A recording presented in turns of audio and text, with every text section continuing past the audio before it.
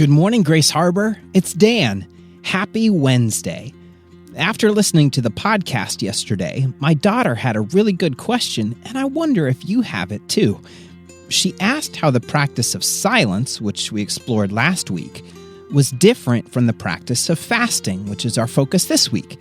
You see, we said that fasting is giving something up on purpose for a period of time. Isn't silence like giving up sounds on purpose? And yes, I suppose it is. In fact, you know how we talked about the things we feel like we can't live without, but we actually can, like coffee or TV time? For some people, noise can be like that. They always have music or a podcast playing, or they have the TV or radio on in the background all day long. And so, if they wanted to try fasting, one of the things they could give up is noise. And that, of course, would result in silence.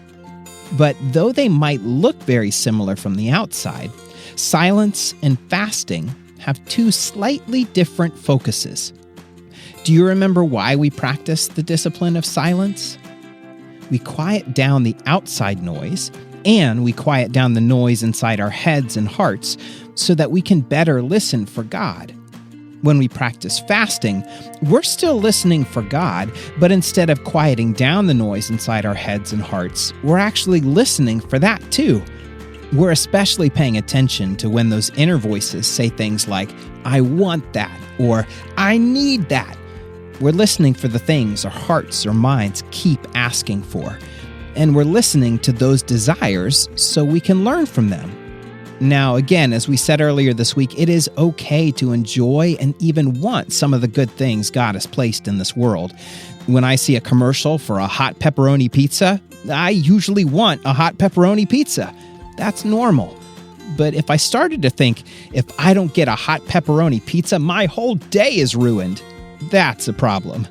Or, to be a bit more serious, if I think my life is only good if it's full of things like my favorite foods, my favorite shows or games, or whatever I happen to want at any given moment, then I'm probably listening to my cravings too much and listening to God too little.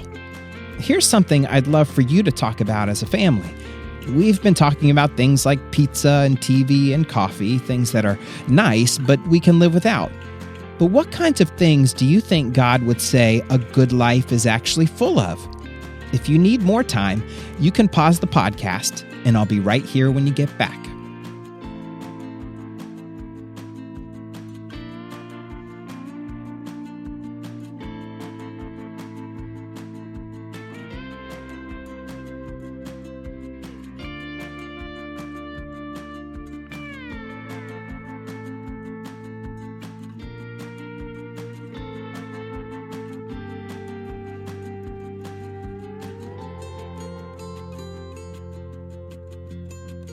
Can I share with you a few things that came to my mind?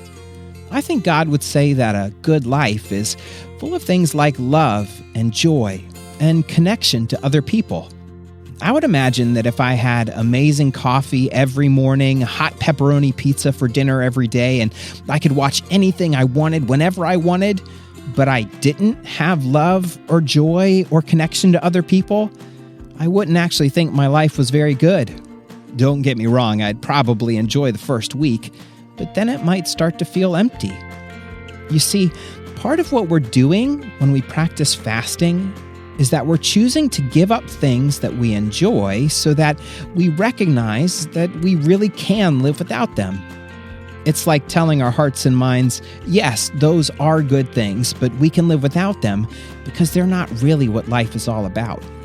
Now, here's the tricky part. That might sound nice, but chances are pretty good that our hearts or minds will reply, "Are you sure? Because it really feels like I need it, and that life is empty without it." When Bobby told me earlier this week that he was taking a break from coffee, I asked him how it was going.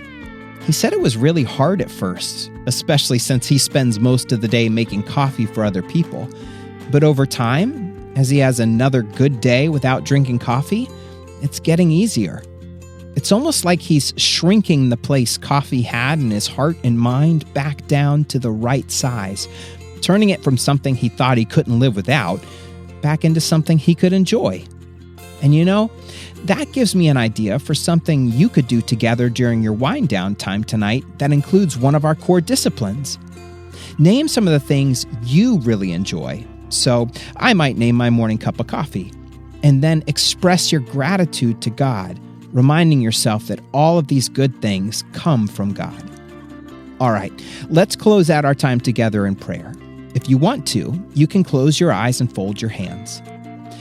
Dear God, we thank you that you have filled our lives with so many good things.